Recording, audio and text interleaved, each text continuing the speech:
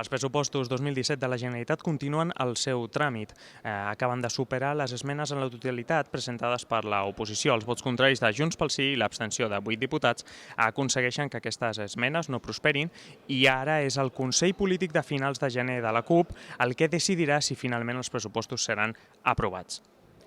La despesa social i el referèndum han estat els protagonistes d'aquest debat, aquest dimarts, en el que és el ple més llarg del 2016, perquè a banda dels pressupostos es debatran la resta de dies altres temes importants també. Tant des de Ciutadans com des del PP han criticat durament que el govern consideri la CUP com el soci primordial per aprovar aquests pressupostos i per moltes de les altres propostes.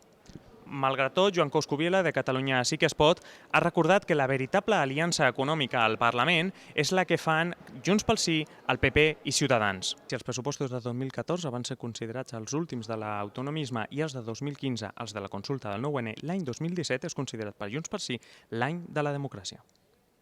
Des del Diari Català al Parlament hem seguit el debat de pressupostos on Oriol Junqueras ha destacat la millora de l'economia catalana en els darrers anys i l'oposició l'ha criticat des de Catalunya Sí que es pot, que són uns pressupostos continuistes, fins la resta de l'oposició que s'han centrat en criticar el referèndum i les partides per la independència.